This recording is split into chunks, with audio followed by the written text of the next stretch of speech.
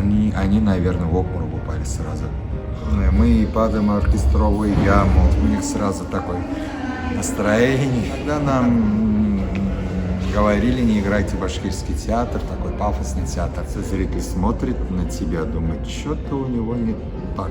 Маржа у нас очень любимое слово. Мы падаем в оркестровую яму. И на нас там во время лета начинает идти снег, начинает работать снегомашина, и мы прям летом в охапку снегом там. Это надо все оправдать. Иногда просто выходишь и белый лист, ничего не знаешь, что делать. Иногда забываешь свое имя персонажа, переспрашиваешь. Камелямин, Мерсадималямин, там, что первый ряд не слышал, конечно. Вот. Иногда бывает запретный плод очень сладок. У нас куля башлысын, тыела еще. Откуда это возникает смех, я не понимаю, конечно. Вот последний спектакль «Душечка» Туфана Минуллина Жанкисякаем, который мы играем уже около 30 лет.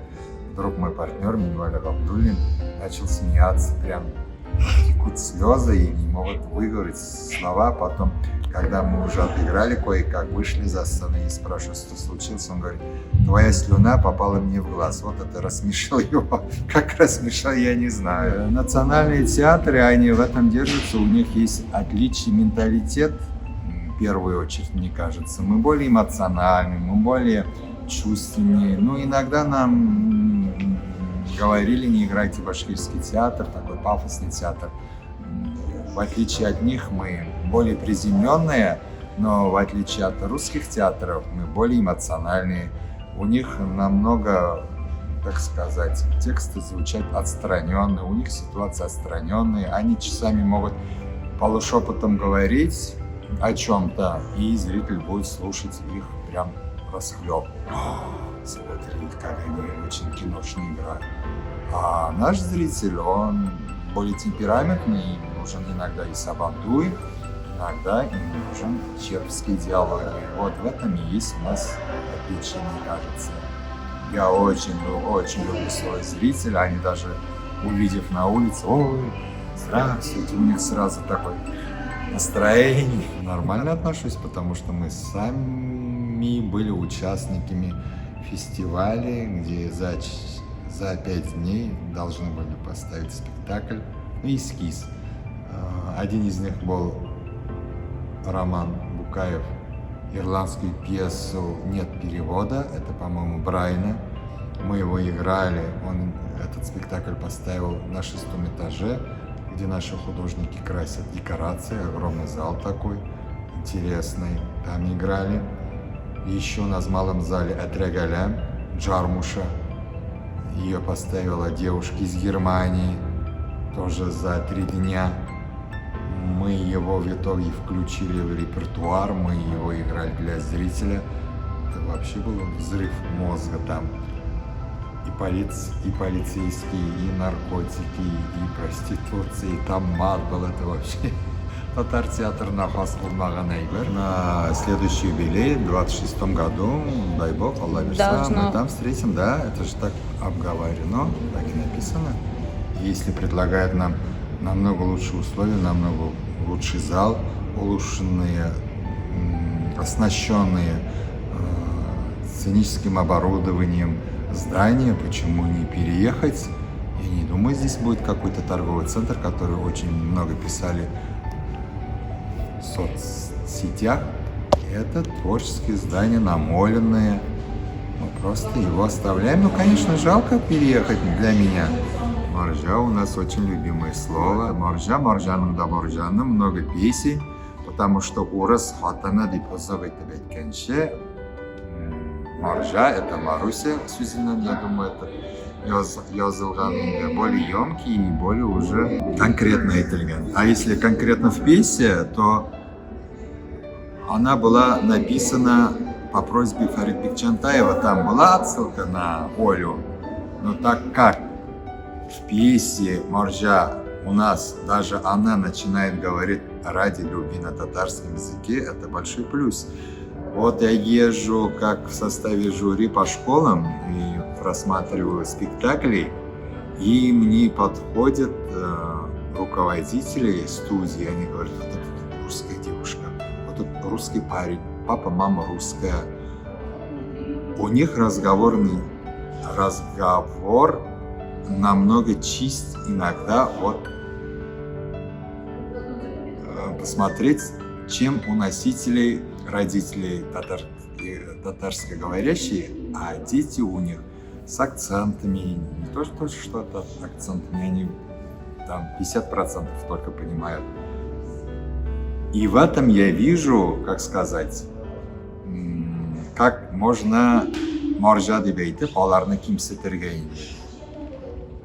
Из Башкирии приехала тоже русскоговорящая семьи девушка, мне преподаватель говорил, они должны были на ШНТБ вести стихотворение. Она сама, ученица 3 класса, осознав, как она осознала, я до сих пор не знаю, говорит, я вот в Татарстане живу, хочу вот рассказать один стих, за 3 дня она выучила чисто со этими сложными звуками стихотворения, она участвовала вот в ШНТБ, да, она заняла там призовые места, это же показатель. И в нашем же спектакле тоже Оля, прям он говорит, мен яратам сені Татарстан, и она никак согласна. Мы их очень любим, персонажей наших, поэтому здесь нету никакого негатива, я хочу сказать. Марсель Аблей Салимжанов, он наш первый педагог, народный артист СССР, профессор. Как-то один раз во время лекции сказал, если на сцену вывести 2 актера, одинаковые там по росту, по таланту, но другой чуть-чуть лучше будет. В чем это выражается? Он говорил, у него, второго актера, чем первый, чуть-чуть острее взгляд, чуть-чуть острее мышление, чуть-чуть хороший слух, темперамент, понимание и принимание ситуации и чуть-чуть обостренное восприятие. Вот из этих чуть-чуть выражается хороший актер. Мои педагоги, в первую очередь, это Марсель Салимжанов и Дарья Чатаев, потому что мы прям жили с ними, они жили с нами, творили, работали, учились. А учился я, конечно, на своих ошибках. Для этого же надо иметь педагогов. Это основу учителей, базу иметь. Помимо того, что у нас есть русская драматическая школа актерская, которую Станиславский Емельянович Данченко фундаментировал. Вот на этом строится игра актеров в кино, вера в предлагаемые обстоятельства, вера в себя, и это просто надо органично донести. А за этим должен следить режиссер, кинорежиссер. У нас профессиональный кинорежиссер, я не знаю, даже пальца одного руки тут мало, то есть много. Но у нас просто нет вот, кого можно сказать киношным режиссером, у кого фильмы вышли Ягафаров на российский уровень, у кого фильмы были громкими, не знаю, открытиями в кинофестивалях зарубежных. Вот Саха-Якутия, у них это хорошо обстроено, у них прям конвейер. А у нас просто где-то находят 1 миллион, где-то 2 миллиона, где-то 500 тысяч. И кто знает, не знает снимать, надо оправдать эти деньги. Даже я знаю примеры, за 2 миллиона сделали 15-минутные ролики. И как будто бы они с этим, не знаю, мне кажется, для этого должен быть основа. То, что вот были же примеры в 1937 году или 1924 Булат Батыр снимался как Пугачев в «Гаскарлары», «Козанны yo'lab oldilar». нам приехали из Москвы. Вот, конечно, в массовку взяли актеров из Казани, но основные роли там играли русские. Если бы вот развивать с тех времен только школу, даже производство, прокатную систему, конечно, это было бы у нас сегодня совсем другие фильмы. Есть такая поговорка «Жида потульча берхоткис». Для того, чтобы выбрать себе какую-то профессию, стезию, направление, надо очень-очень обдуманно подойти, потому что это у тебя, как сказать, никак на всю жизнь. И как вы будете жить с этой профессией, конечно, зависит от вашего отношения к окружающим, к делу. 70% бывает не так уж много точек прикосновения с профессией, поэтому молодые люди, прежде чем пойти в эту область, это не только киноэкраны, это не только сцены, которые под рампами лучи света вы будете там блистать. Это кровавый труд, я вам скажу. Потому что годами репетировать одно и то же, найти этот персонаж, все время наблюдать, быть дисциплинирован. Когда я вот снимался в фильмах, пришлось мне изучить езду на лошадях. Еще надо было в это время, когда ты скачешь, еще драться саблями и этими сингалями, как называется, синга, длинные такие острые. Если вот в чем-то чуть-чуть фальшь, чуть-чуть не то, и получается, зритель смотрит на тебя, думает, что-то у него не так, как надо быть. Вот поэтому мы должны перевоплощаться 100%. Именно вот, если я играю медик, я должен быть медиком. Если я вот играю осенний отголосок из Габайтовас профессора, вот. Я специально ходил, встречался с людьми. Напротив у нас вот университет, ИАЛИ.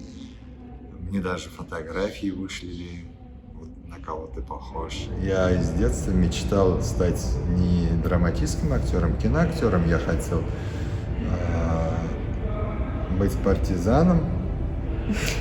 Юбилейные года Великой Отечественной войны. Все время показывали по телевизору фильмы, посвященные вот этим событиям. И меня поражала одной истории, где мальчик 10 лет спасает деревню от фашистов. Я всегда мечтал, что когда-то наступит война, придут фашисты, я буду так же. Было мне 5-6 лет, я все время с ожиданием войны лег спать. Но потом уже после 10 лет я понял, что это актеры играют, что можно этому учиться. Это есть профессии. Профессию учат в Москве. Я написал письмо в ГИК, отправил. Конечно, до ГИКа это письмо не дошло. Это было как письмо в деревню дедушки. Потом выбрал профессию учителя. Там уже стал знакомиться с драмтеатром. Был кружок. Стали ставить спектакли. Потом переехал в Казань. Поступил в географический факультет, увидел афиши, что собирают профессиональных актеров и режиссеров при базе Галяскара Камала, педагоги Салимжанов и Бекчантаев. И вот после этого я документы оттуда забрал и отнес в Институт культуры. Вот так и стал актером. Я думаю, театр, религия, язык, они взаимосвязаны. Мне кажется, если мы не потеряем зрителя, в каком ключе имеется в виду, если мы не потеряем язык свой род, свой код, то театр будет существовать, но уже выходя из того пласта, в в котором находится наш зритель. Мы никак не можем оторваться на 2-3 шага вперед, мы можем полшага, шаг вперед. Но наш театр в этом плане, он очень демократичен и очень пунктуален, держит это расстояние. Мы никогда не шли за зрителем, мы никогда не спускались ниже плинтуса, мы никогда не предлагали дешевые, не знаю, драматические произведения или такие банальные комедии. Но я говорю всегда, будет хорошо, будет еще лучше, потому что так было, так устроен мир, будет всегда лучше. Если даже смотреть историю нашего театра, как наши артисты жили, как они гастролировали, в каких условиях они играли, сегодняшний, если показать быт артиста татарского театра, татарского артиста, вот им саяровцев, они, наверное, в обморок упали сразу. Разве так можно быть? Они этого, конечно, даже в мечтах не могли